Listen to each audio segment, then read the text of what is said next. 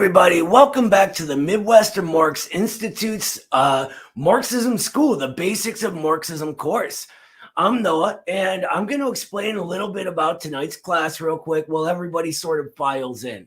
Hi, everybody in the class. By the way, please keep your mics muted during the intro here.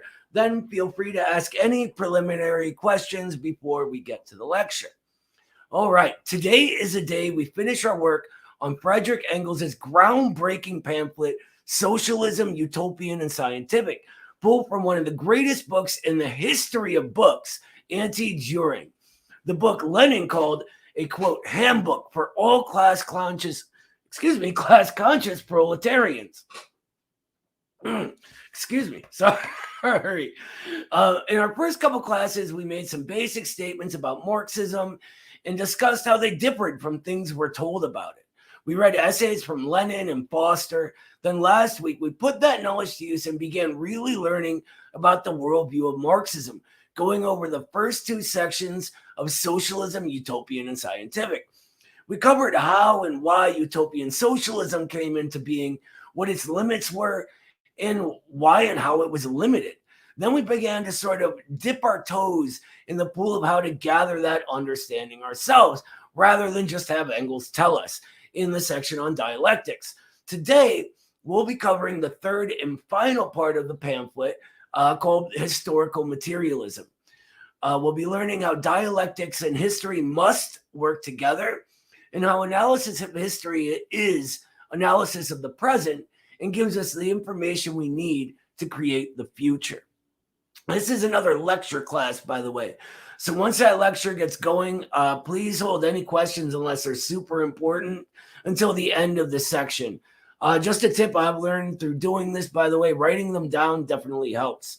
I also want to mention that because this is just one section rather than two, it's going to be a little shorter than last time.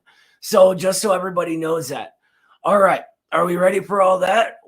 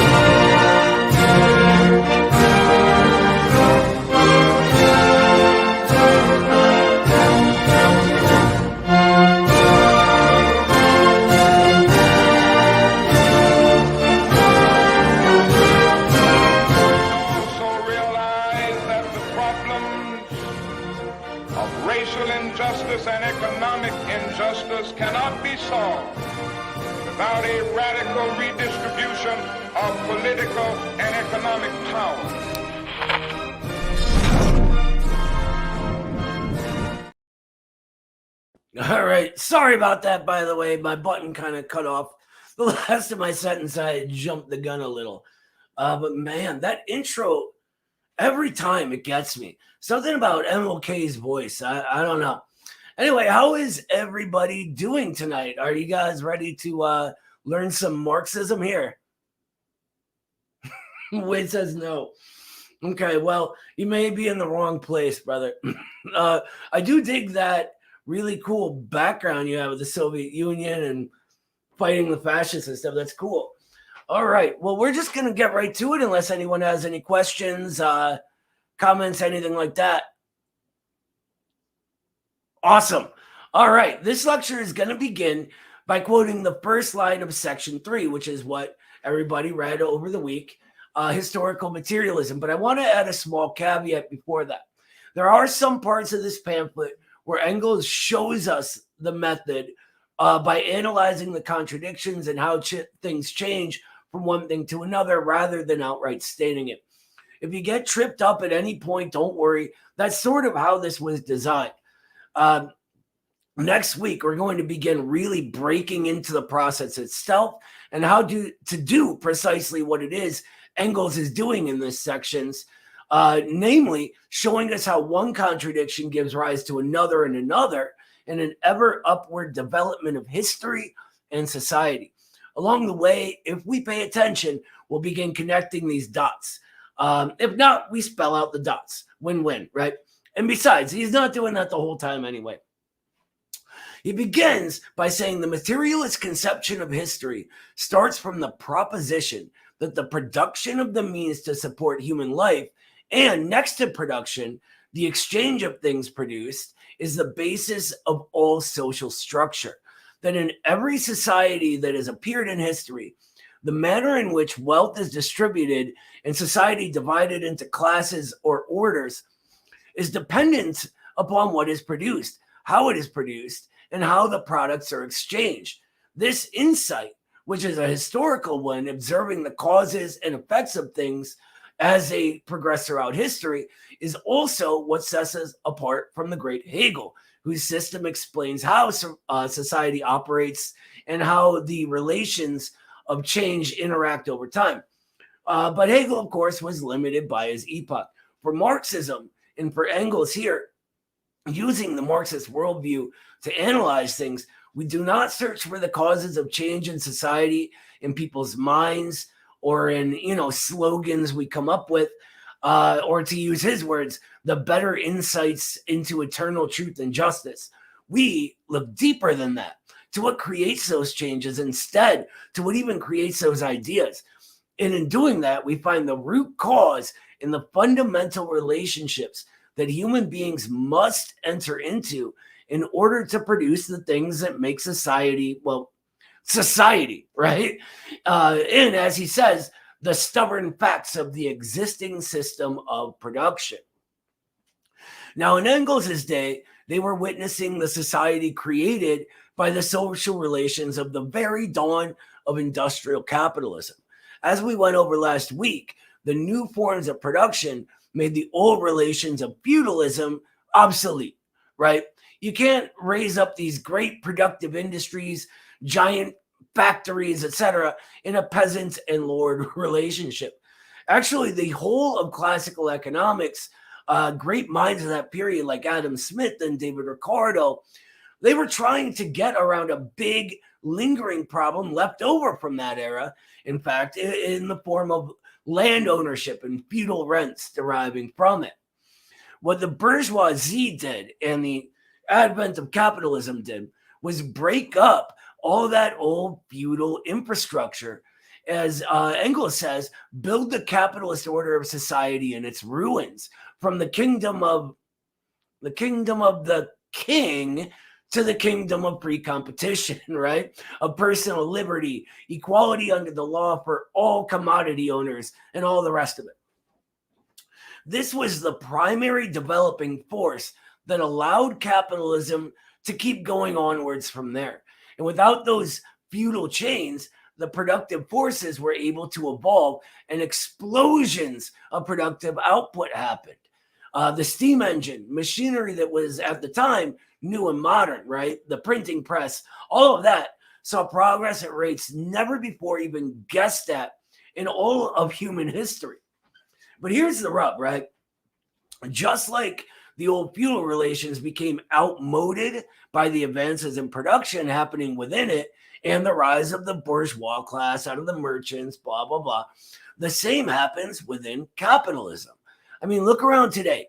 We still spend the vast majority of our lives making other people rich, making the owners of capital rich, right? This relationship, which was the necessary development of the productive forces and of society at that point in the past where Engels was, has become obsolete in our era of AI, advanced algorithms, the internet, and financial speculation as the primary mode of capital accumulation. Really, it was even beginning to become obsolete way back in the olden times of Marx and Engels.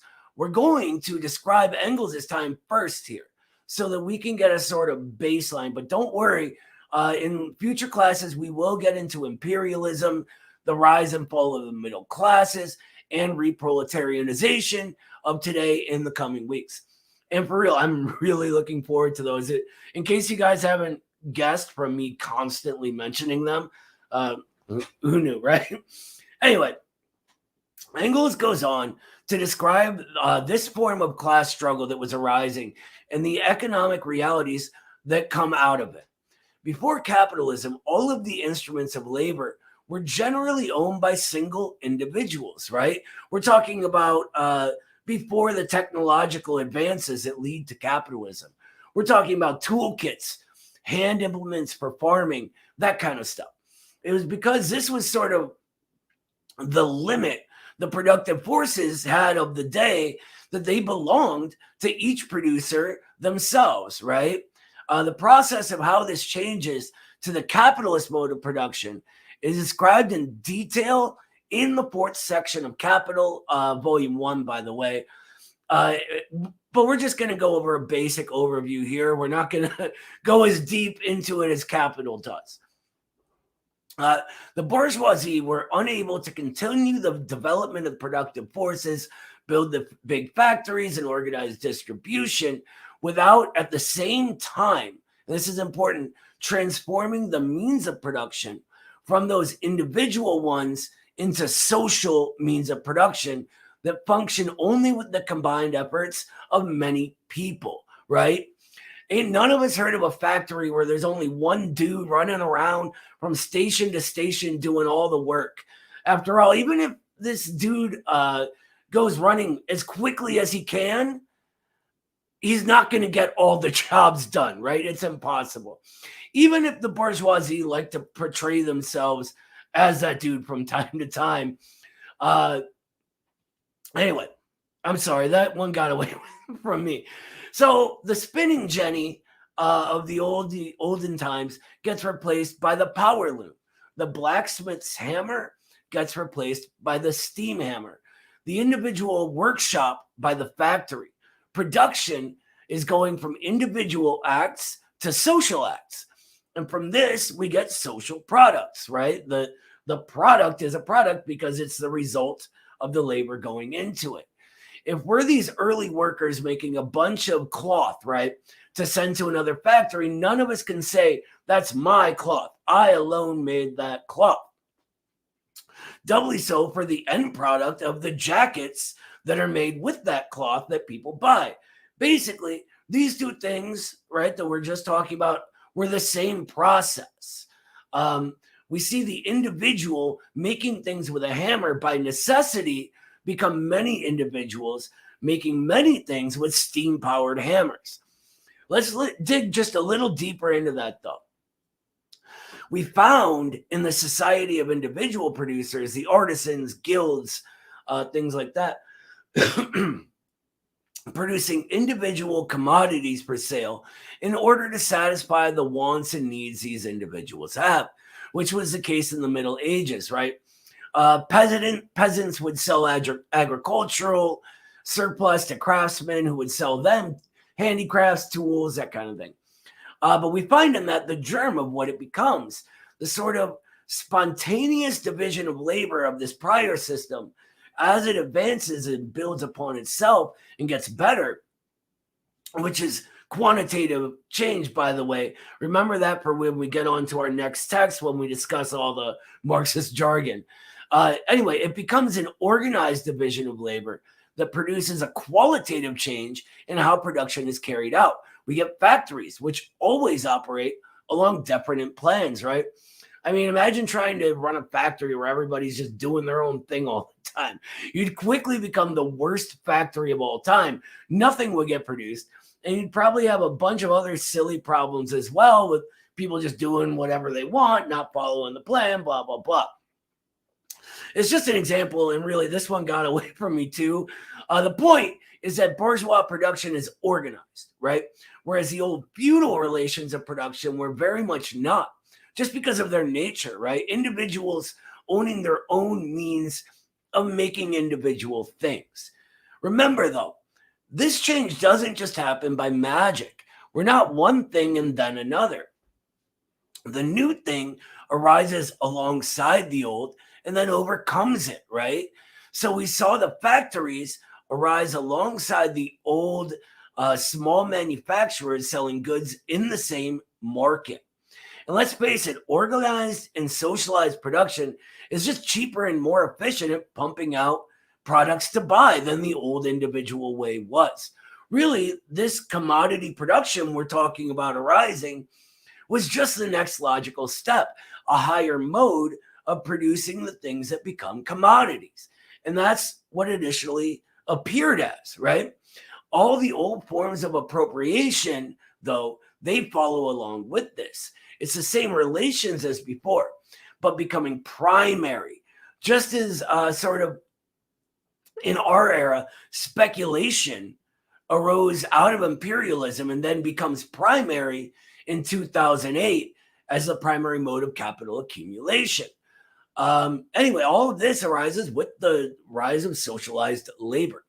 Before socialized labor, before the big factories of the bourgeoisie, there was never a question of who the owners of the products of labor were. Each individual producer went from raw materials to working on those raw materials to finished product on their own. There was no need for them to appropriate that product because there was really no one else involved. It was based on their own labor. Even when there was external help, the real compensation in these situations was basically being apprenticed to a craftsman. You know, you had the guilds and there were master craftsmen who would take on apprentices, but their compensation was learning that trade rather than a wage, rather even than room and board. That's generally how the guild system of the era functioned anyway. And I know we're not going to get deep into that, so feel free to ask any questions about the guild system and the small handicrafts if you're interested after the lecture. For now, though, we're focusing on that in order to find the fundamental historical changes that are taking place, what that's turning into. And here's where we get to a big part that we focused on last week. The means of production outmoding the relations of production. As this happens, the sort of change from small manufacture happens, we're still within the relations of production of the old mode, right? The old mode was that the owner of the instruments of production appropriated the product of that production because they owned them and did the work. Except assistance was the exception rather than the rule, and like we said, was compensated differently. But now where we're getting to in the industrial capitalist phase, the owner of the instruments of production still does this, even though it is not him doing the labor, but many other people.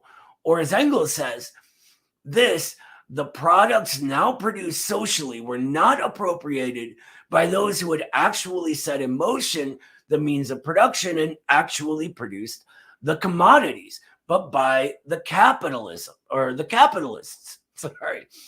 The means of production and production itself had become, in essence, socialized. They were subjected to a form of appropriation, which presupposes, however, the old form, the private production of individuals, under which, therefore, everyone owns his own product and brings it to market. The mode of production is subjected to this form of appropriation, although it abolishes the conditions upon which the latter rests. This is the contradiction, right? The new way arose out of the old, still marked with some of its characteristics, and it gives rise to the entire problem. Just as our sprout emerged from the seed last week, if you remember that analogy, and if you don't worry, because I will be using it almost constantly throughout the course. It was still small, this sprout, right? And that gave rise to the new contradiction of the plant's development between it and the eventual withered and decayed plant it will become.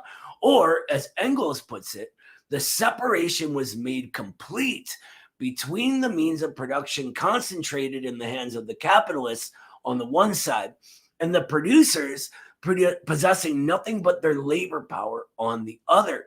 They didn't own any of this huge new factories, new means of producing things, right?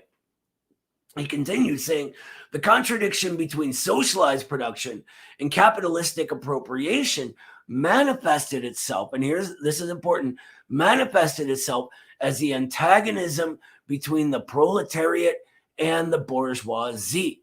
So Engels sums up the arising of the particular contradiction between proletariat and bourgeoisie here, right? He goes on from there, describing the problem of competition in bourgeois industry. When each producer only produced for himself with whatever means of production he might have, then sold whatever he had left over to satisfy things he wanted outside of that, competition really wasn't an issue, right? You were only dealing with surplus. With the arisal of mass production for the specific purpose of selling, though, this becomes an inherent part of capitalist production, an anarchic form of market competition, inseparable from it, right? One of the building blocks that creates it. You can't have all this without selling things on the market and therefore competing with everybody else doing it. Not to mention it also being a big old problem for the bourgeoisie that over time forms the consolidated cartels, right? The syndicates and the trusts, which we'll get to a little bit later. That's the economic basis for the epoch after Engels' day, right? Imperialism. He describes this relation in contradistinction to what came before it. Everything we've just been talking about, right? Showing us how it arose, which I'm going to quote kind of in full now. Not the whole thing, but a very important part. But along the way, I'll sort of stop to make sure we're understanding it a few times and explain a couple parts in less oldie-timey, olden times language. Anyway, he says, but the production of commodities, like every other form of production, has a particular inherent laws inseparable from it. And these laws work despite anarchy, in and through anarchy, right? So he's saying that though the physical manifestation of this is anarchic, it's without order, without rules, without some guiding authority sort of directing all of it. But that is the law it operates by, that. And you'll hear Marx and Engels use this quote a lot, the anarchy of production. He says that these laws reveal themselves in the only persistent form of social interrelations, i.e., in exchange. And think about here how sort of in the last week, we talked about money becoming the primary nexus of humanity. It's the point of social interaction, right? Here they affect the individual producers, though, as compulsory laws of competition. They are at first unknown to these producers themselves, right? You got to gradually discover them. And they have to be discovered as a result of experience. They work themselves out, therefore, independently of the producers and in antagonism to them, as inexorable natural laws of the particular form of production. The product ends up governing the producers. In feudal society, especially in the earlier centuries, production was essentially directed towards satisfying the wants of the individual. It satisfied, in the main, only the wants of whatever individual was producing and their family. Where relations of personal dependence existed, as in the country, it also helped to satisfy the wants of the feudal lord, right? The peasant-lord relationship. In all this, there was, therefore, no real exchange. The products, consequently, did not assume the character of commodities. And Marx goes over that in the very first section of Capital. The family of the peasant produced almost everything they wanted, right? Clothes and furniture, as well as the means of their own subsistence.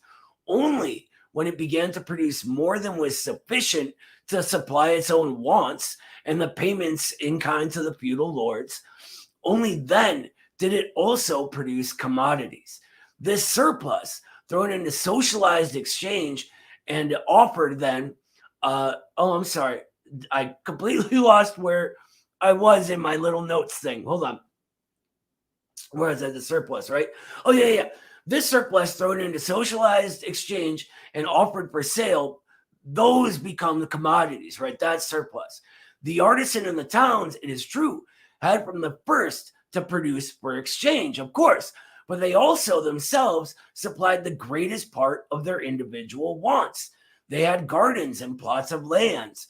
They turned their cattle into the communal forest, which also yielded them timber and firing, right?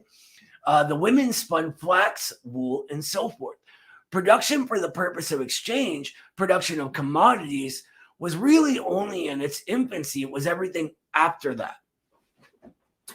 Hence, exchange was restricted, the market very narrow, the methods of production stable. There was local exclusiveness without and local unity within, right? The mark in the country, in the town, the guilt. But with the extension of the production of commodities, and here's where we get to the really good stuff. With the extension of the production of commodities, and especially with the introduction of the capitalist mode of production, the laws of commodity production, hitherto latent, came into action more openly and with greater force, right? We could see them as they're arising and therefore understand them. The old bonds were loosened, the old exclusive limits broken through. The producers were more and more turned into independent, isolated producers of commodities. It became apparent that the production of society at large was ruled by an absence of plans, by accident, by anarchy. And this anarchy grew to greater and greater heights. But the chief means by aid of which the capitalist mode of production intensified this anarchy of socialized production was the exact opposite of anarchy. It was the increasing organization of production upon a social basis. Remember, this is social production and individual appropriation. And it did this in every individual productive establishment. By this, the old peaceful, stable condition of things was ended. Wherever this organization of production was introduced into a branch of industry, it broke no other method of production by its side. The field of labor became a battleground. The great geographical discoveries and the colonization following them multiplied markets and quickened the transformation of handicraft into manufacture. The war did not simply break out between the individual producers of particular localities. The local struggles begat, in their turn, national conflicts, the commercial wars of the 17th and 18th century. Market competition on a huge scale as the great factories of the bourgeoisie are being built. Okay, I know that section was a lot, right? Bear with me here, though, because there's one last bit that really ties it all together. Continuing on, Engels is going to say, finally, modern industry and the opening of the world market made this struggle universal, and at the same time gave it an unheard of virulence. Advantages in natural or artificial conditions of production now decide the existence or non-existence of individual capitalists, as well as the whole of industries and countries. He that fails is remorselessly cast aside. It is the Darwinian struggle of the individual for existence transferred from nature to society with an intensified violence. The conditions of existence natural to the animal appear as the final term of human development. Man, that part's powerful. The contradiction between socialized production and capitalistic appropriation now presents itself as an antagonism between the organization of production in the individual workshop and the anarchy of production in society generally as it overcomes it. And then all our heads explode. Okay, they don't actually explode. That was a very bad joke. But wow, that's a lot packed into a couple paragraphs, right? Engels describes the economic foundations upon which all of bourgeois society gets built. The original anarchy of production and ruthless competition of early capitalism. This, of course, must lead to consolidation, right? And to imperialism. But that's getting a little ahead of ourselves. So let's pause here and discuss things, because I know there are some questions people are going to have.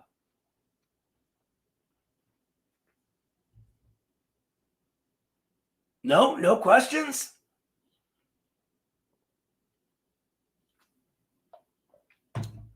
Wow, okay. Hey, if there's no questions, there's no questions.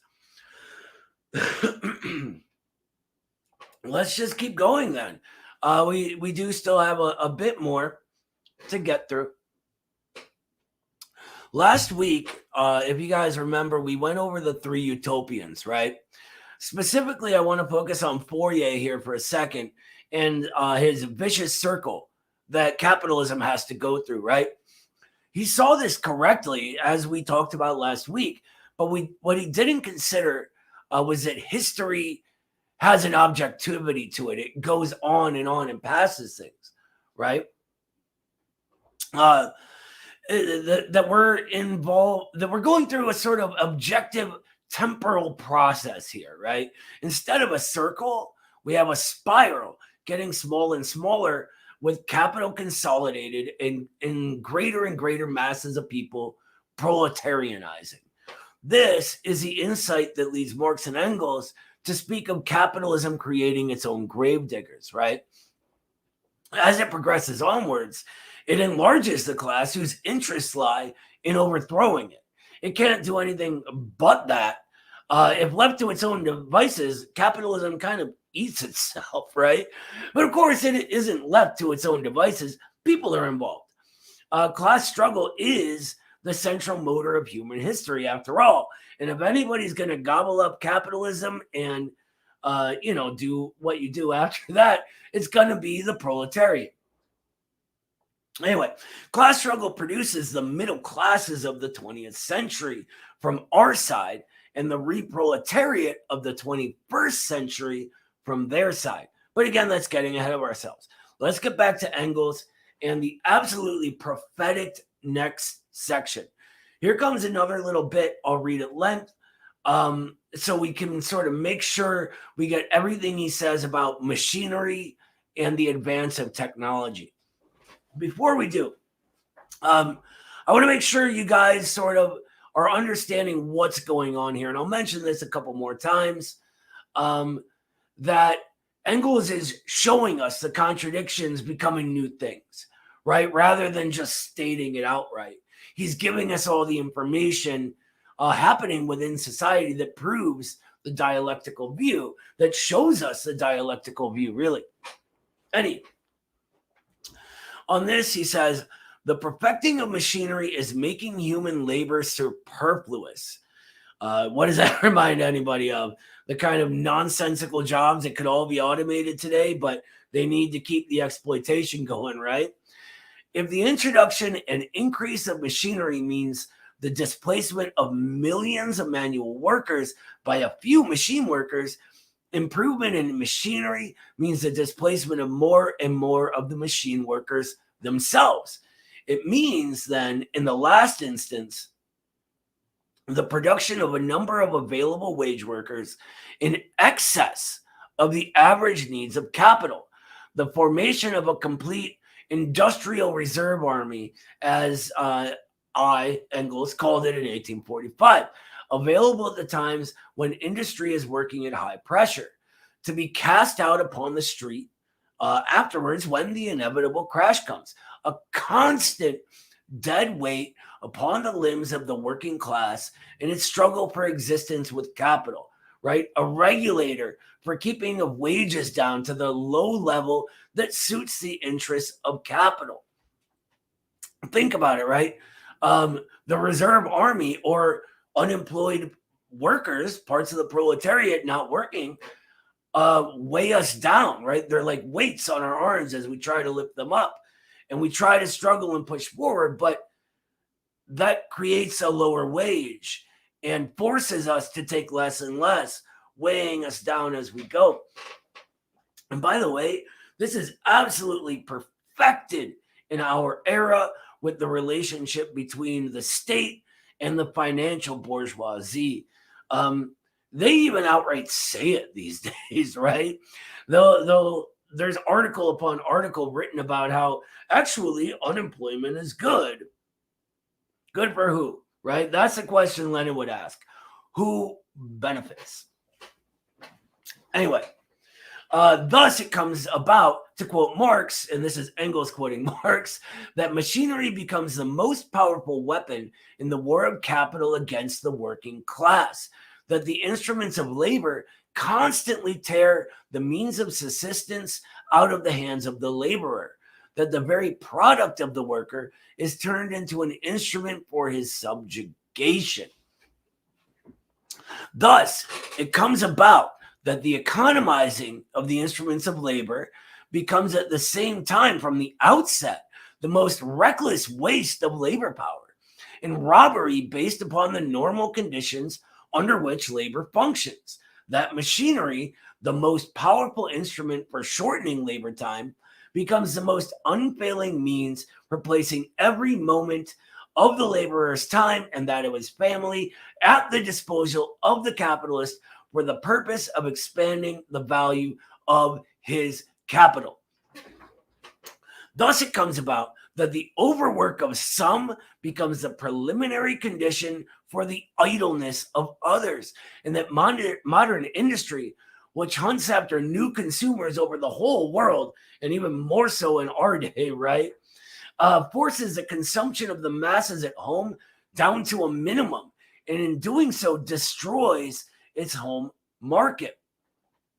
Now, I know that sort of has a different relation in our time, so feel free to ask questions when we're done about that.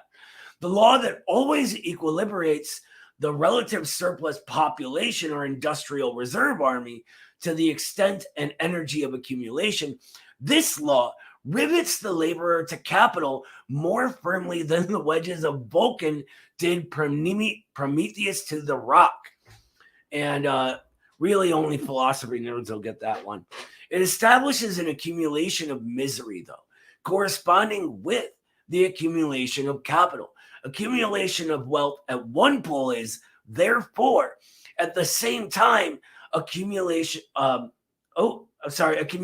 misery, agony of toil, slavery, ignorance, brutality, mental degradation at the opposite pole, i.e., on the side of the class that produces its own product in the form of capital.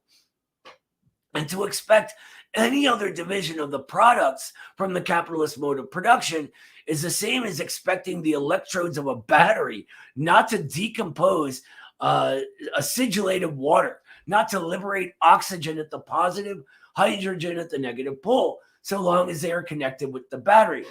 That's a ridiculous analogy that nobody these days understands. It's like expecting, if we go and say, hey, boss, how about you give me $1 more and you take $1 less? It's like that. Ain't gonna happen, son. Right? On this topic, though, my parents' generation railed against automation, right? Which is kind of what he's getting at here. Against unskilling jobs and making us button pushers. Against lowering our pay because machines, which are constant capital and don't bargain for wages, they're simply purchased once and for all, then maintained by us, by the way. But against deindustrialization after that.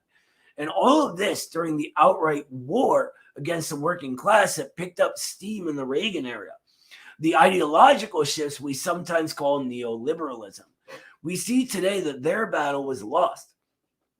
And it sets the stage for ours, where our finance capital expertly affects the reserve army, where people can no longer continue on in the old way, right?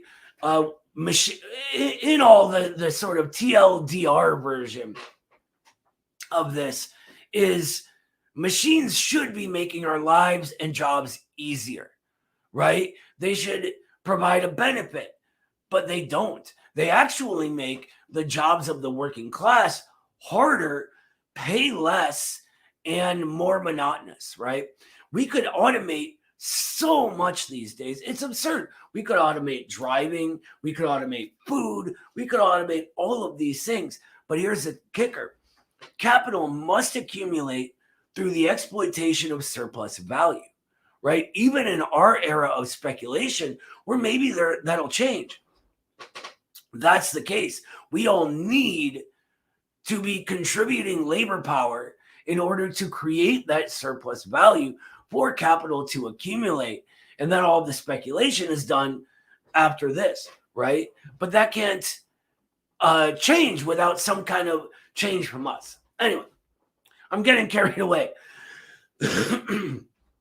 Engels tells us that this ever perfectibility of machinery becomes a compulsory law of capitalism. The competition forces the capitalist to continually improve his machinery and the efficiency with which he can churn out commodities. Where it would have been only a possibility in the period before him, the competition sort of forces his hand, right? But the expansion of markets cannot keep pace with the expansion of production. Think about it for a second. They become saturated, right? Markets become saturated. It drives the prices down. We get overproduction, crashes, Fourier's vicious circle, right? But onto this, we must add the collapse of certain capitalist enterprises, which is both the consolidation of capital in fewer hands and the proletarianization of more people. As technology advances, of course, we get to imperialism and then globalization, the era of the change in imperialism to its most developed form. But this is Engels here. I only keep bringing it up to make sure we remember where we are in the sort of timeline and how Marx and Engels were foreseeing such changes even way back in those oldie-timey olden times.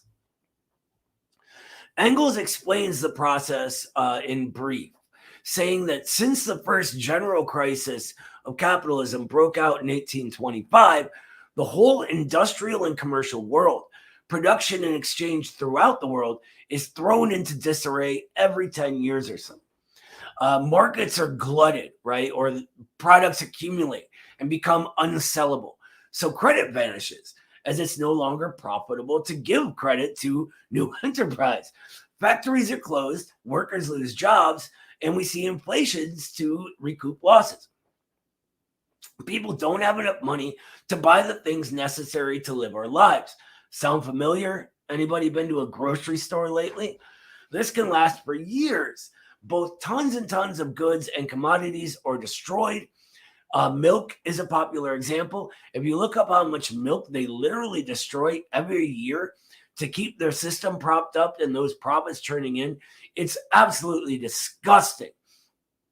Especially while 1 in 5 children don't get enough to eat in the US. Engels makes an incredibly brilliant point at this part in the pamphlet.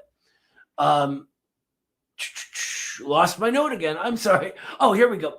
About what this does to the value of commodities, right? He says, quote, the stagnation lasts for years. Productive forces and products are wasted and destroyed wholesale until the accumulated masses of commodities finally filter off, more or less depreciated in value, until production and exchange gradually begin to move again because they're depreciated in genuine value. And this is a point the libertarians can never wrap their heads around because they think value is just people's opinions, right? Sorry. Little by little, the pace quickens again, right? It becomes a trot. The industrial trot breaks into a canter. The canter, in turn, grows into the headlong gallop of a perfect steeplechase of industry, commercial credit, and speculation, which finally, after breakneck leaps, ends where it began, in the ditch of a crisis. And so over and over and over again. So the contradiction that we spoke of earlier between socialized production and capitalist appropriation ends, to use Engels' words, in a violent explosion.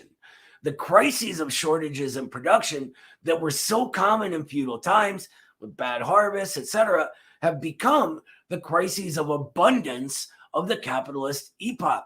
The mode of production rebels against the mode of exchange, which is another amazing quote from our boy Frederick Engels. And this fact, this really drives this fact home, rather, throwing it right in the little parasitic faces of the capitalists. The socialized organization of production within the factory, alongside the old forms of appropriation of the products of that production, has become incompatible with the anarchy of that production. Enterprise after enterprise is ruined in these crashes, and monopolization continues on. The whole mechanism of the capitalist mode of production breaks down, says Engels, under the pressure of the productive forces, its own creations. When too much is produced to buy back, those means of production aren't operating at their peak of efficiency, right? Which is a problem. Workers get laid off, entering the industrial reserve army, all kinds of stuff. To quote Engels yet again, means of production, means of subsistence, available laborers, all the elements of production and of general wealth are present in abundance, but, and here he quotes Fourier, abundance becomes the source of distress and want, because it is the very thing that prevents the transformation of the means of production and subsistence into capital. And that's what makes it all go round, right? If it's not producing capital, it's not getting produced in capitalism. It's already produced too much at this point, and people just can't buy the things they need. Because, and here's where it all comes home, so to speak, in the capitalist mode of production, those means of production have an express purpose as capital, for profit. And what, brothers and sisters, is the foundation upon which profit is built? Surplus value, the exploitation of human labor. On this, you know what? Are there any questions? Is everybody sort of following along?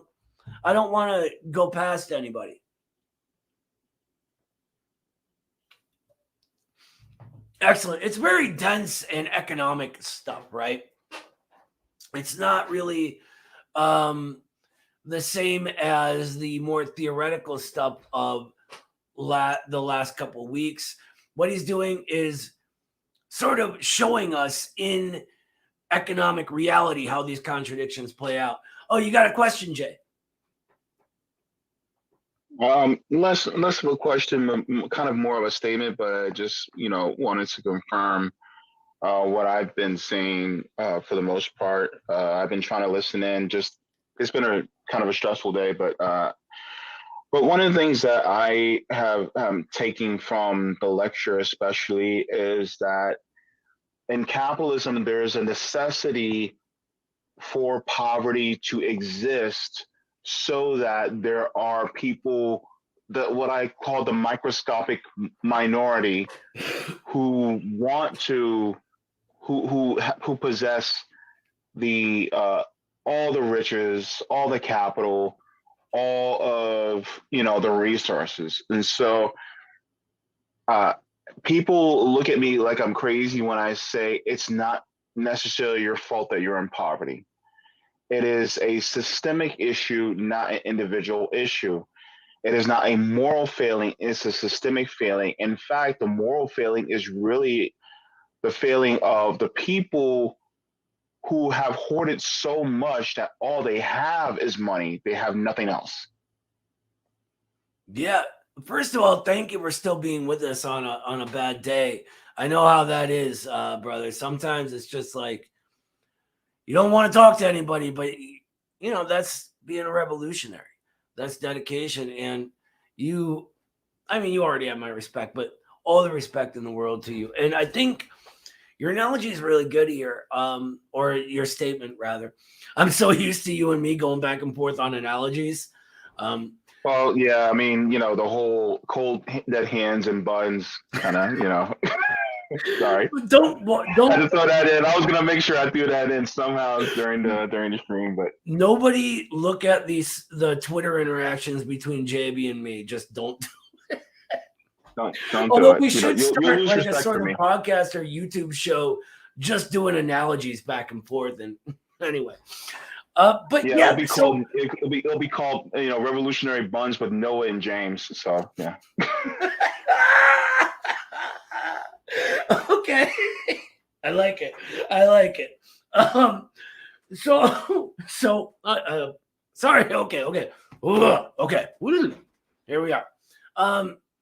So yeah, to get on your serious point though, it's less that capital is accumulating despite the impoverishment, and more that the process of capital accumulation itself thrusts the proletariat into this situation where we're getting immiserated or impoverished, or impoverished is a bad word, but we're thrust down to the level where we cannot accumulate any forms of stability, right?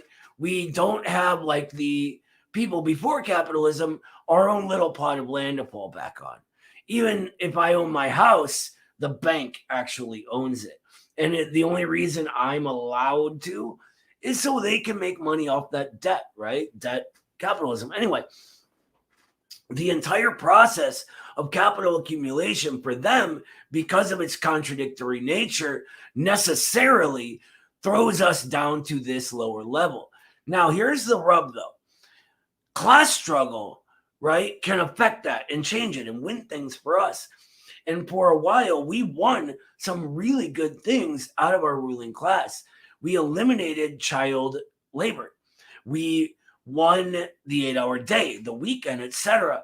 We won wages, which were higher.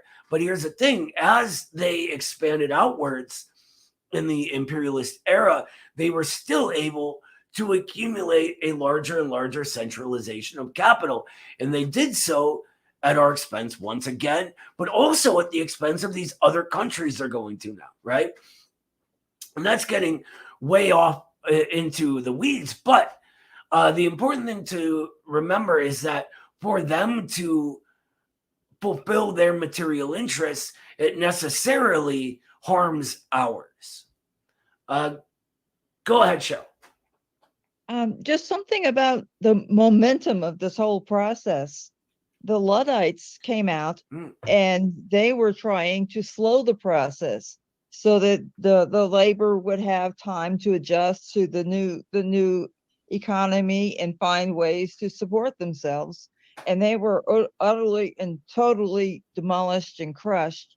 And they are still cursed to this day and considered horrible, horrible people. Yeah. Well, and what were they? They were an uninformed proletarian movement of a sort, right? The machines Well, what they wanted to do was they wanted to the machines were coming in and taking their jobs, and what they wanted to do was they wanted to slow down the rate of the machines coming in so that we'd have time to adjust and we could still have a fairly stable society. Exactly. And that was sort of their mistake, right? They just wanted the workers to not be immiserated by these developments in production, which is part of the natural process of capitalism. Mm-hmm. Without a scientific understanding of how that happens, though, and therefore what we can do to intervene in a way that can work, they were forced to just break machines. That's all they could do at the time. Yes, and they are still cursed and considered horrible. Absolutely. Well said, sister. All right, so let's continue on here, huh? All right, we were talking about exploitation, surplus value, right? On this whole process, Engels says the necessity of this transformation into capital of the means of production and subsistence, it stands like a ghost between these and the workers. It alone prevents the coming together of the material and personal levers of production. It alone forbids the means of production to function, the workers to work and live. On the one hand, therefore, The capitalist mode of production stands convicted of its own incapacity to further direct these productive forces, right? On the other, these productive forces themselves, with increasing energy, press forward to the removal of the existing contradiction, to the abolition of their quality as capital, to the practical recognition of their character as social production forces, right? They're already forces of socialized production. It is only the contradiction between that and the individualized appropriation of the product of that production that is the issue here. That's sort of, if you remember, maybe 20 minutes ago, half hour ago, that's what Engels was saying, was sort of the kernel in the middle of all of this that everything grows out of, right? He continues on, though, in this specific part, saying this rebellion of the productive forces, as they grow more and more powerful against their quality as capital, this stronger and stronger command that their social character be recognized forces the capitalist class itself to treat them more and more as social productive forces, so far as this is possible under capitalist conditions. The period of industrial high pressure, with its unbounded inflation of credit, not less than the crash itself, by the collapse of great capitalist establishments, tends to bring about that form of socialization of great masses of the means of production, which we meet with in the different kinds of joint stock companies, right?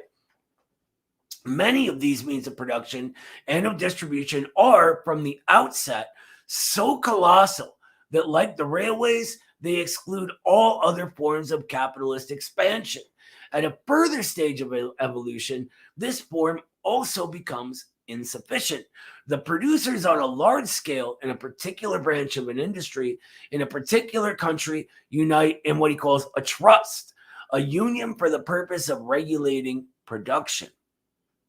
They determine the total amount to be produced, parcel it out among themselves, and thus enforce a selling price fixed beforehand. And this, in the modern day, develops into what we call the cartel, right? The conglomerate that owns an entire supply chain of industries to make certain things, and then from there begin speculating. Anyway, but trusts of this kind, as soon as business becomes bad, are generally liable to break up, and they did in those days. And on this very account, compel a yet greater concentration of association. The whole of a particular industry is turned into one gigantic joint stock company, or in modern bourgeois society, a corporation. Internal competition gives place to the international monopoly of this one company. This has happened in 1890 with the English alkali production, which is now, after the fusion of 48 large works in the hands of one company, conducted upon a single plan and with a capital of £6 million in his day. That's gigantic. And think about what that's turned into since then. Right now, we have 6 conglomerates with personal relationships with both each other and the government that control every aspect of media in this country and most of the world. Everywhere except the anti-imperialist countries, China, Russia, etc., are under sway of this media cartel, right? It's wild how Engels is seeing this, predicting. Anyway, he's explaining exactly what would come to pass using the dialectical materialist method, right? He's saying how the freedom of competition turns into its opposite, into monopoly, into modern bourgeois society. In this, I want to mention something I'm sure we all see from time to time, by the way, especially on the internet.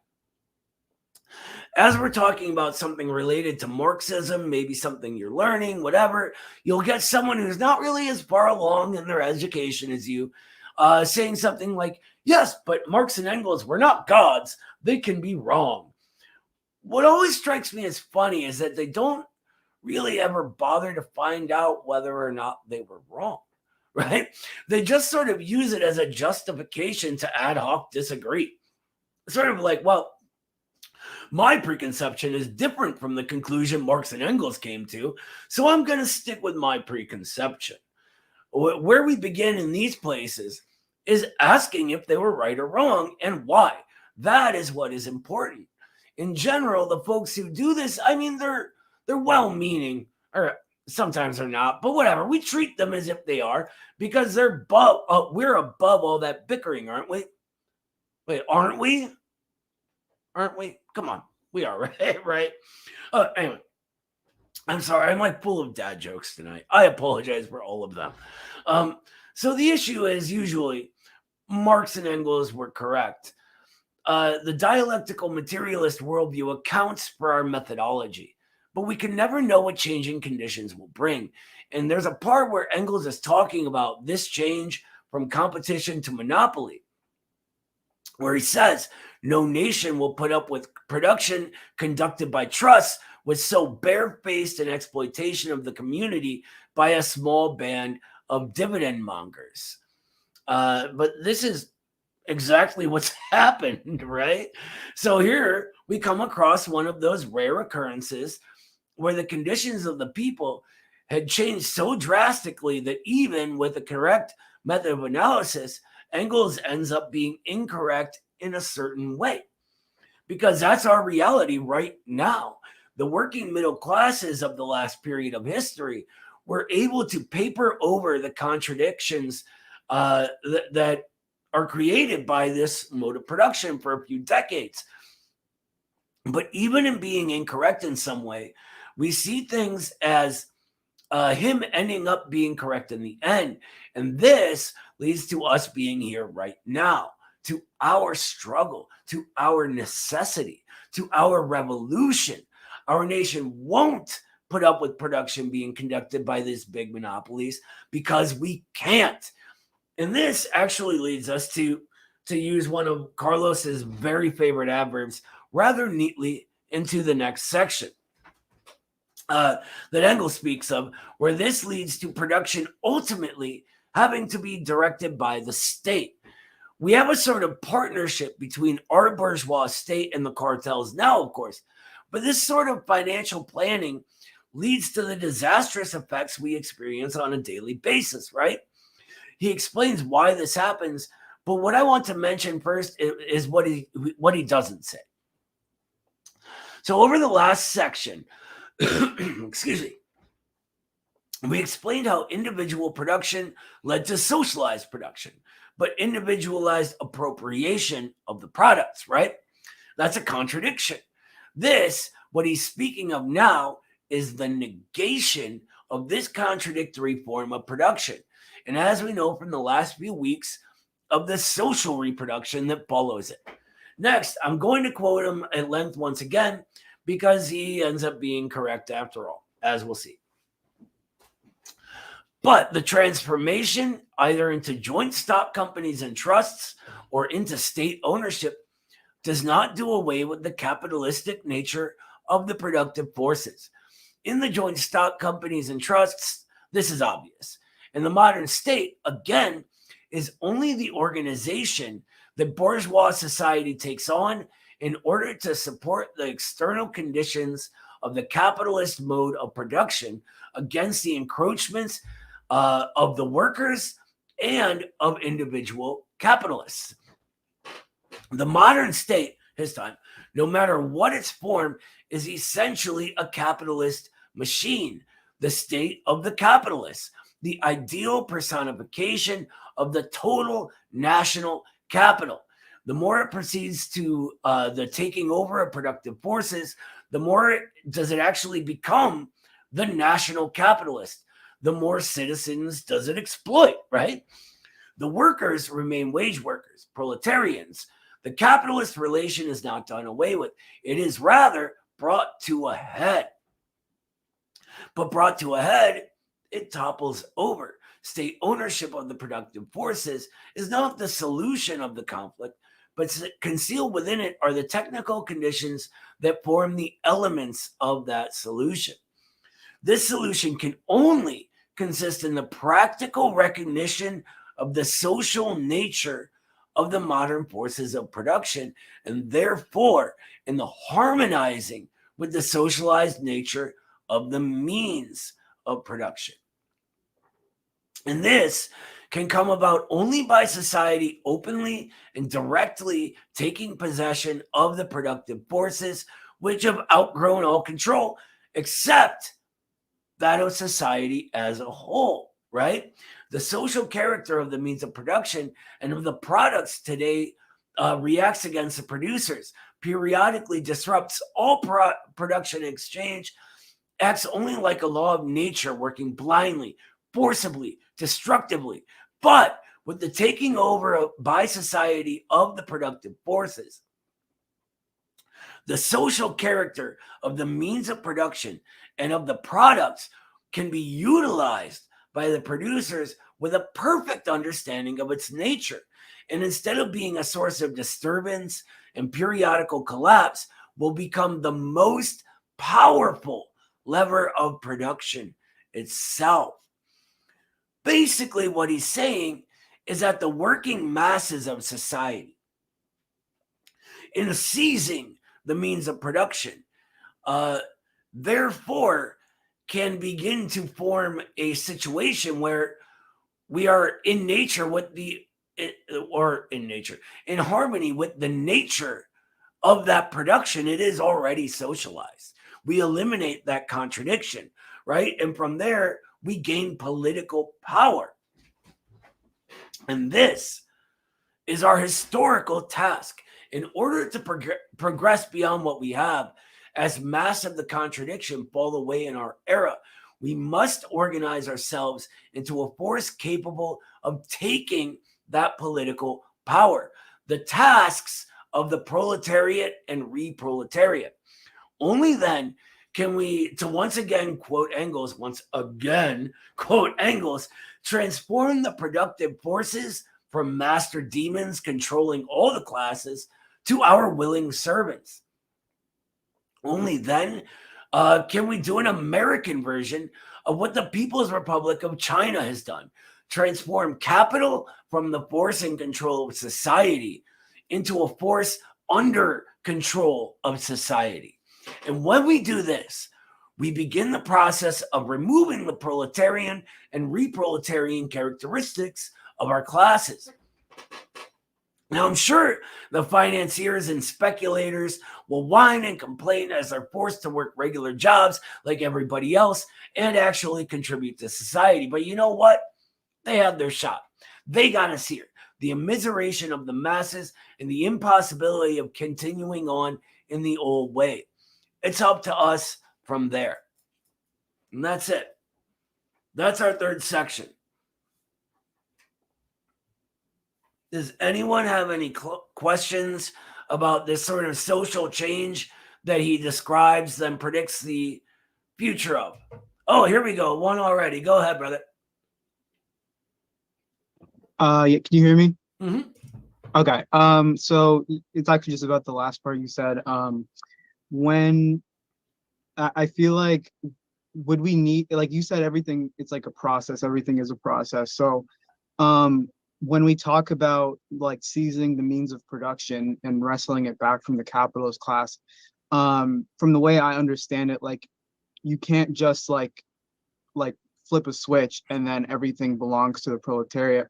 And I think is that like what a lot of people don't understand about the People's Republic, the fact that like China have to develop towards a true socializing of the means of production. And then I guess the question would be like, what would that process necessarily look like?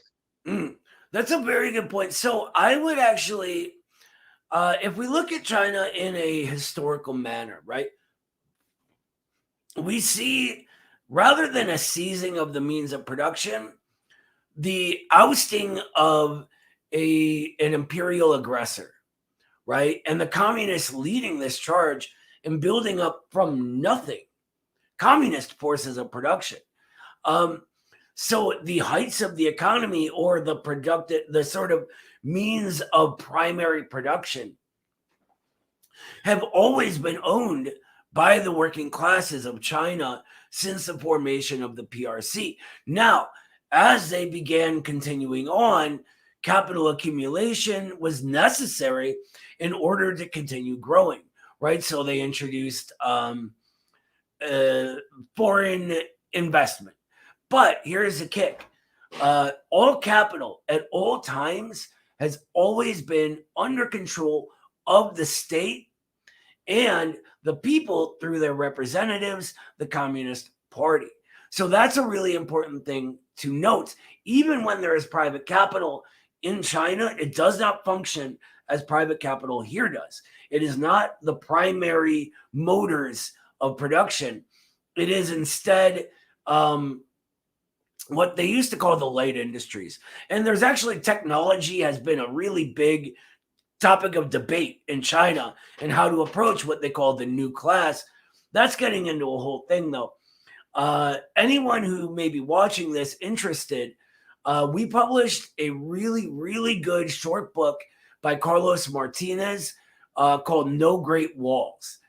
And it's a description of socialist China and how sort of the mistakes that say they're not real socialism, or they were socialism with Mao and then they became capitalism, don't really hold water from a Marxist perspective. That you have to have some utopian version of what socialism is to say that. And so I understand that the People's Republic had to sort of create the means of production sort of from scratch because they were going from a feudal mode of production straight into like where they are now. Mhm. So I guess in the American context, like given we have such like we have a very developed means of production in one sense because we are a very advanced capitalist country, but then in another sense, we have exported all of our productive capacity elsewhere. So where like I guess would the first step in this like theoretical revolution be to like re-industrialize the United States, or like how would like what's the question, like what would that step be? Yeah, so that's incredibly intuitive, by the way, brother. Your head is in exactly the right place. Just to put that out there. So I try to avoid sort of after the revolution questions because really these are questions that we all decide together. But I don't see society here continuing on without some sort of reindustrialization. Just based on the withering away of imperialism itself, we're going to go either socialist or fascist in the coming decades, which is a scary proposition, right? But so what I focus on instead is modern organizing, what we can do, what gets us to that point. Now, if I had to guess, I would say, of course, yes, we want as much reindustrialization as possible. We want to stop the sort of fictitious capital accumulation of finance, right? First, and automate all of the jobs that can be automated, condense work into only what is necessary, and reevaluate everything. That includes having to bring production back, having to revitalize all of our failing infrastructure and give people productive jobs that actually create value for themselves as part of the working class, right? Rather than, being part of constant capital while pushing a button at McDonald's, right? That can be done. That can be automated now. And so what can't be is the skilled jobs of fixing a road, right? Of factories producing giant, you still need a ton of people in steel mills. There's a steel mill like right that way from my house. A ton of people work there. Even though we have, barely any of that production left, it can expand, it can be rebuilt. So I know I'm rambling, but yeah, that was a great question. I think going forward, socialist USA is going to have that. And it's going to have to, more importantly, have an alliance of the proletariat and the people entering this proletariat and the reproletariat. Any other questions or comments?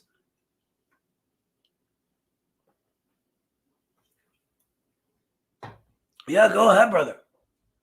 Check your messages, man, with the gallery view. Oh, I'm sorry. No, you're good. Oh, am I like, is it too small? I don't get it. I guess the people speaking can't be seen. So, for example, I'm speaking, they can't see me, for example. Oh, I'm sorry. I don't know how to fix that. You should be able to switch it to gallery view. Yeah, it is in gallery view. So Okay, must be a glitch. I think it's just I had the window very small. Okay, I apologize, guys. Hi, everybody. I just thought like almost everyone had their camera off. Marxists and technology, right? We don't mix. Anyway, that's gonna sort of wrap us up for tonight then. If nobody has any more questions, I want to mention before we do though that there are a couple things we got to do together, right? And the first one is we need to vote on whether we like lecture classes or read along classes better. What do you guys think?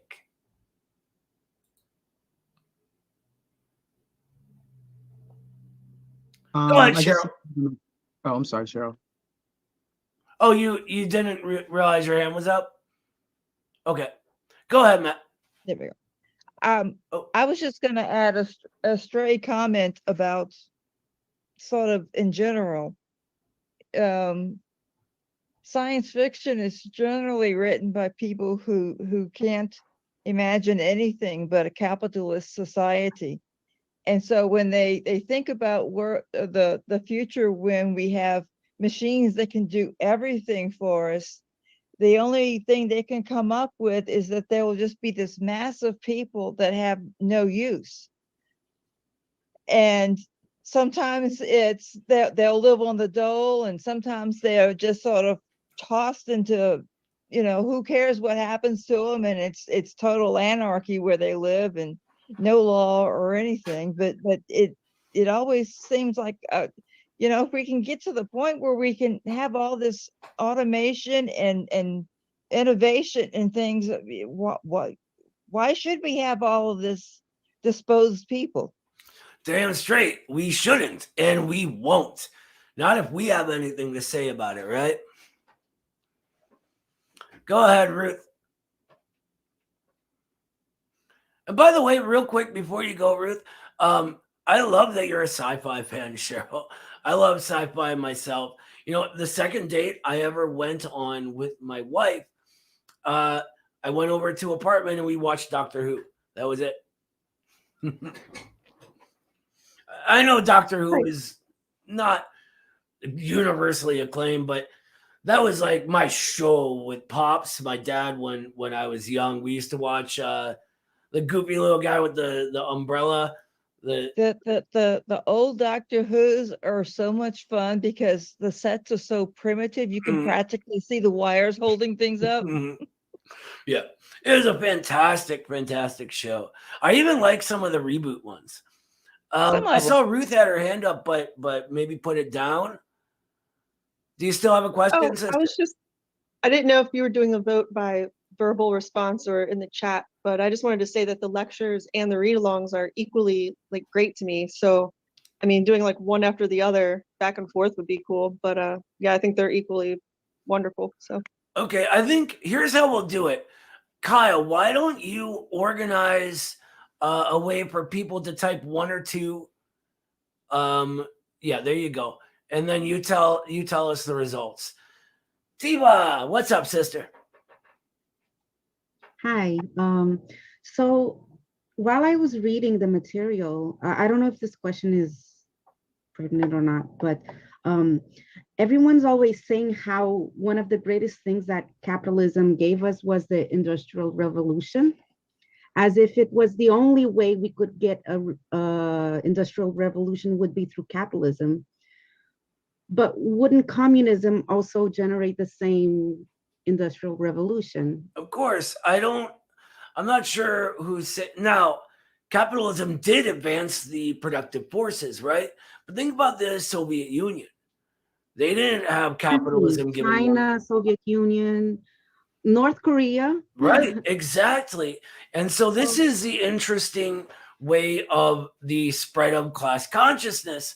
Once Marxism's there, developing out of what is, it goes everywhere. Once we connect as a world, information takes on a really, really speedy way of changing things, right? So while if we were cut off, we'd all have to develop things differently, but we're not anymore. And they weren't. The Soviets actually hired a lot of bourgeois technicians to help build their primary forces of production, right? And the Chinese also had to get foreign investment from countries that already had capital accumulated and could invest. Fun fact, some of the biggest sort of liars about communism in the entire US, right? The Koch brothers. They're famous cartel owners. They're in energy. Horrible, horrible people, rich boys that, read Ayn Rand and were like, oh, my daddy owns things, so that means I'm good and great, blah, blah, blah. Anyway, lazy parasites who've never worked a day in their life, right?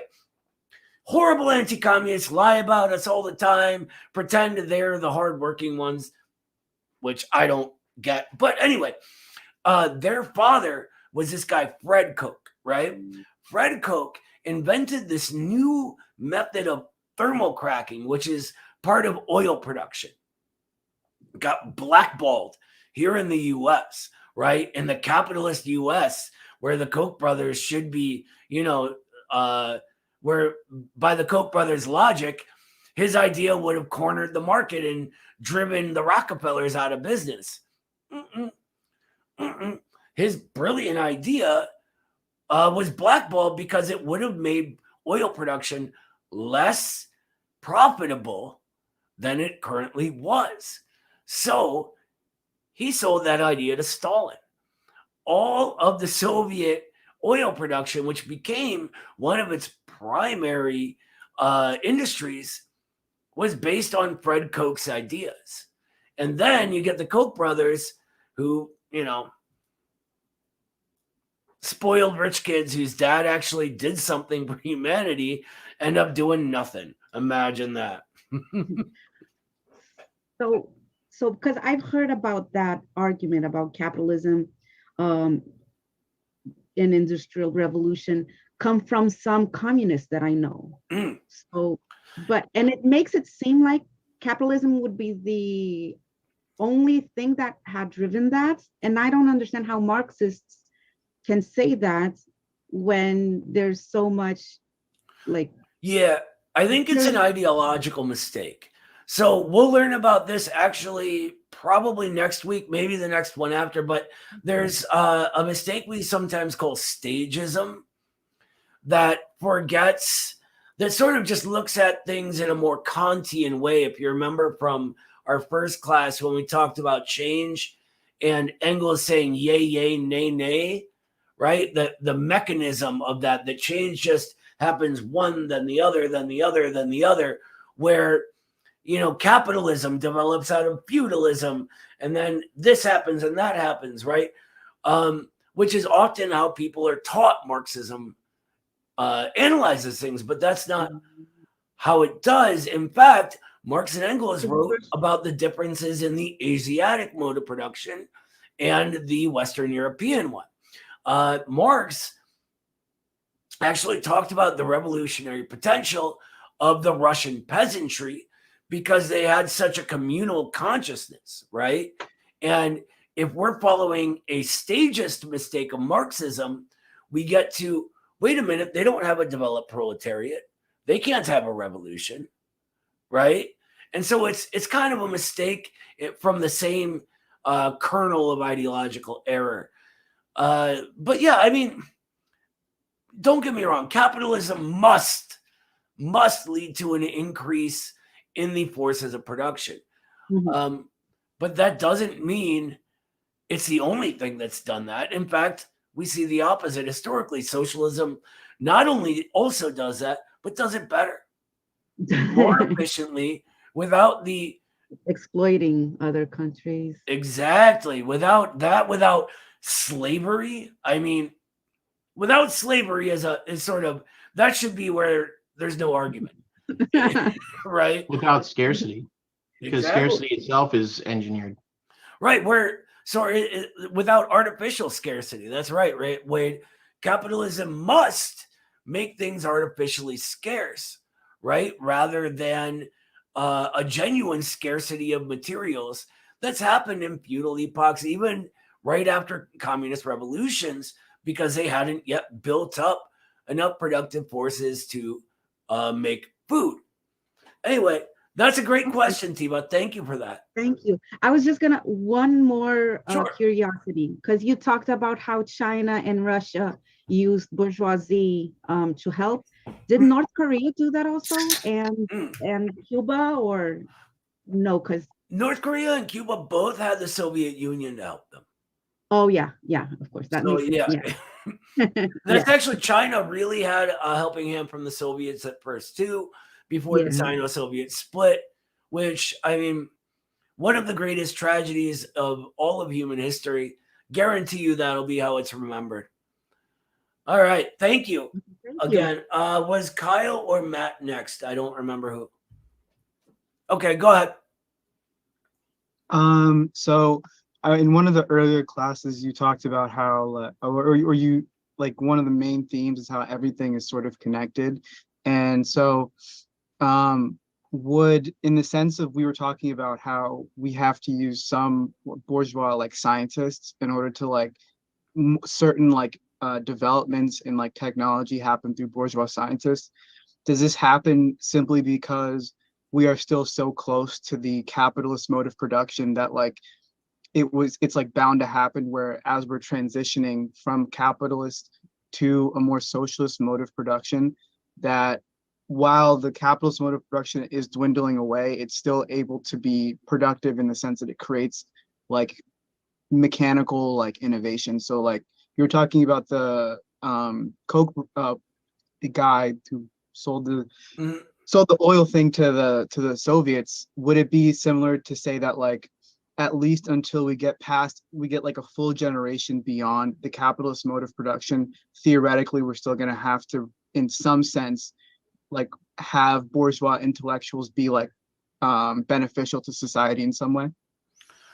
Yeah, I mean, we'll always have intellectuals. We'll always have white collar labor, more and more of it, really, as our technology advances, you know. So the way production, I mean, with AI and the internet, who really knows how far we can go, right? It would be cool to think of a post-labor society at some point, but really, it's never going to be all the way post-labor. We're always going to have people doing some things, but yeah, I think why will we not make use of the things we have around us, right? If you know, and this is a silly example, but what if you and I are, you know, president and vice president of the socialist USA, right? Why, and some big shot industrialist like Elon Musk is like, hey, I'll sell you guys SpaceX and all of our patents. Sure. I mean, I don't think we'd have patents, but you know what I mean? Like, why not? Why not take advantage of that? Not that Musk is some brilliant guy, he's not. But we'll take all of that research, all of that work, all of that labor that goes into this mental sort of this knowledge base, right? Why not? So I guess in that, to piggyback off that question, why does China get so much like stick for like sort of tapping into exactly what you just said? like people like get mad at them for having like, you know, some like corporations or some like industries that have capitalist production.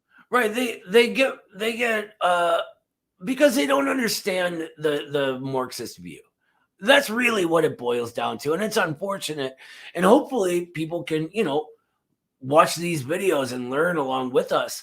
But really what it is one of the things that Engels drives home in this pamphlet is that it is the way the system itself operates that creates social realities for us, right? So it was the changes in production that create the proletariat itself, right? And how they view things instead is from this notion that the relations of production are primary rather than the forces of production. They see an individual relationship between boss and owner, or boss and worker, and view it sort of anarchistically in a power relation environment, and see, you know, this person being allowed to accumulate capital from the exploited labor of these workers. That's true, that happens. However, that capital does not function in the same way Western capital does. That capital is only allowed to accumulate by individuals, and really it's not individuals, but corporations, that most of which are 51% owned by the Communist Party. But they're not allowed to function in the way ours are. They must, and I'm sorry, they are only allowed to exist, number one, if they go along with the economic plans of the state. And two, they have certain restrictions that they must follow. If they're accumulating at the expense of labor and it's not serving the Chinese people at any time, the state shuts it down right away. There's a joke among the sort of the new class is what they call them in China. There's a joke among them that once you accumulate 1 million yuan, you stop accumulating money and start accumulating pressure from the party. Because basically you're not even allowed to liquidate there if you want. You can't invest any way you want. So it's a really, really different relationship. What it's done though is overcome the limitations of the Soviet Union, right? The Soviet lacked in light industry, in luxury goods, etc., where the Chinese have solved that problem. It's allowed these light industries to keep pace with the fantastic job the traditional, you know, socially planned economy does for the heavy industries. Great question, though. Sorry about the rambling answer. Go ahead, Kyle. So I can go first. That's cool. So actually, I wanted to talk to you anyway, brother. So before you go, everybody, Saw is one of the moderators of the channel of the Institute's Discord server. So Tiva asked me last week why we didn't have a class Discord channel. What was our stupid problem? Why were we so stupid? And I said, I will always be stupid, but that is a great idea. So you need the student role or whatever it is that Saul worked out to get access to that channel, so it can be just you guys.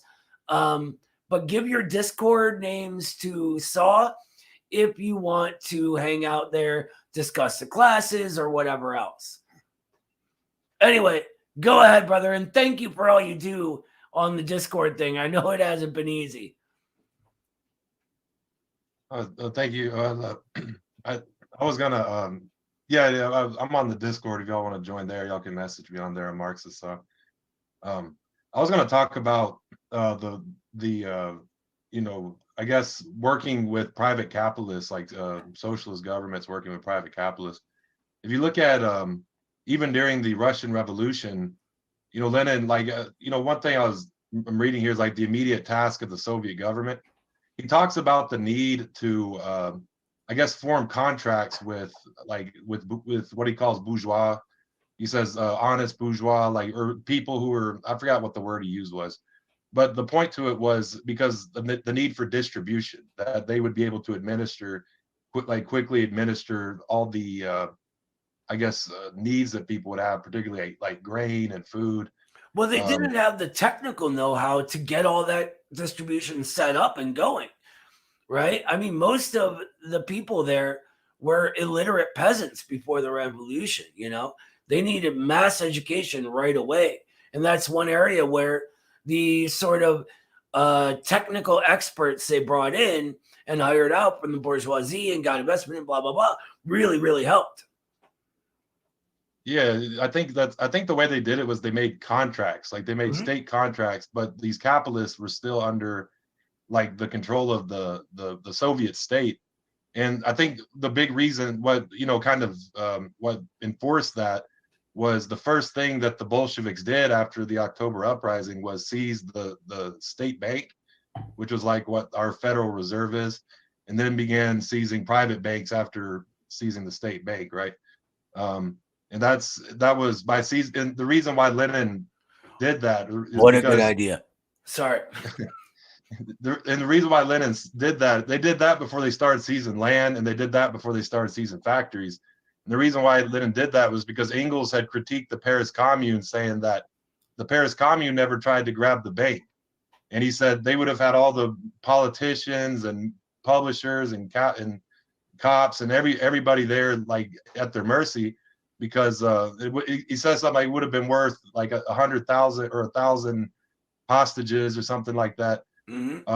If they seized the bank. And that's why Lenin studied that part from Engels so much. He was kind of like waiting on that, like, waiting on he's like, that's the first thing we're going to do is try to seize the banks, because capital itself, like under capitalism, is private property. It's like capital is like privately owned. So by getting a state monopoly over the bank or seizing the bank, it kind of allows for everything else to it seizes capital as the I guess private property first.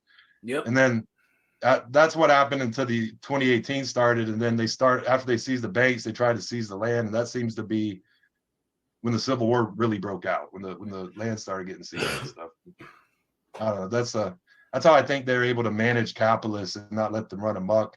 Is not only did they have the Soviet system that they couldn't liquidate, like it's like, democracy in the US, but also they were able to seize the banks and everything. They were at the mercy of what's like our Federal Reserve here in the US. Yeah, and it really shows you the relationship between central banks and industry, right?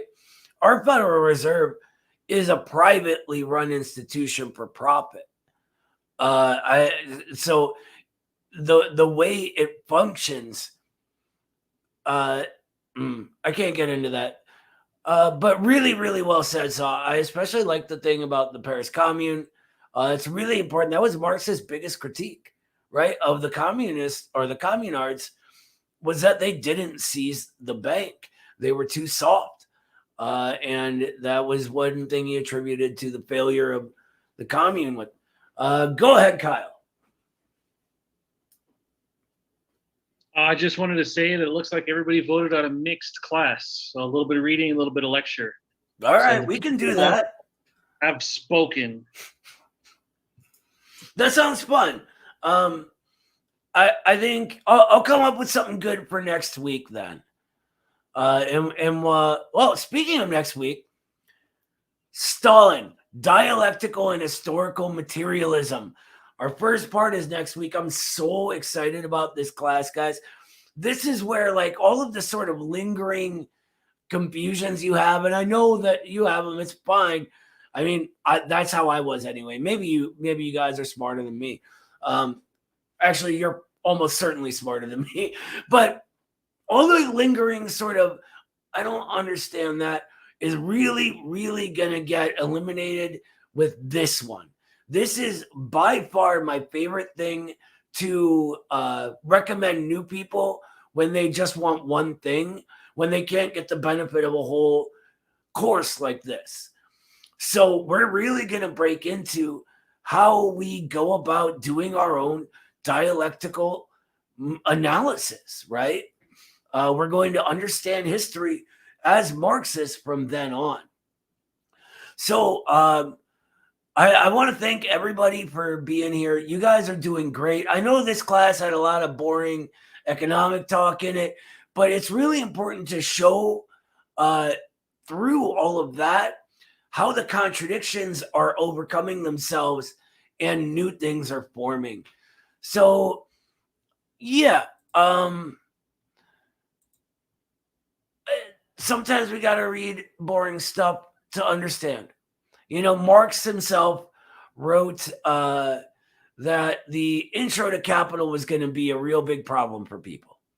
That the first section people were going to hate. And to this day, Marxists make so many coat jokes, so many wool jokes, that kind of stuff. Anyway, it's a boring section, but it's important. And here's the kicker. After this class, you'll have the sort of tools you need to be able to understand what he's saying in Capital. As Lenin said, it's impossible to understand all of Marx's Capital, especially its first section, without understanding all of Hegel's logic. And what we're doing in this class is understanding Hegel's logic, believe it or not, through its updated Marxist form. So yeah, you had something else to add before we go, Kyle? I love, I got two quotes for everybody that'll help get you through if you're confused about stuff. The great Martin Scorsese said, you know, sometimes there's a lot of boring scenes in a movie, but without those scenes, you can't appreciate the ending. And once you get to the ending, then those boring scenes make that ending all the worthwhile. And so I've always liked that quote. And then there's a show. Wait, hold on. Scorsese was a dialectician, huh? That is a dialectical view of them that you need. Anyway, go ahead. Yeah, no, then I got a Arthur Schopenhauer quote for everybody. He says, any kind of important book should be immediately read twice, partly because one grasps the matter in its entirety the second time and only really understands the beginning when the end is known, and partly because in reading it the second time, one's temper and mood are different, so that one gets another impression. It may be that one sees the matter in another light. So we're doing exactly those two things. So. I'm with you, Tiva. I do the same thing.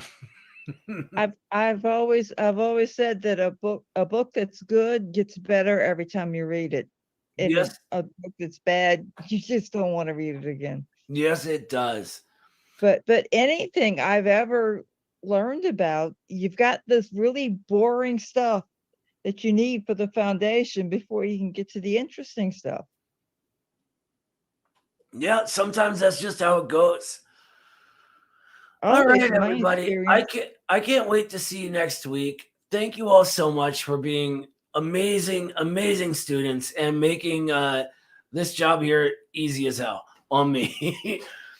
We're gonna play out with the International, and class, stick around afterwards and we'll hang out for a minute. Everybody else out there, we'll catch you next time.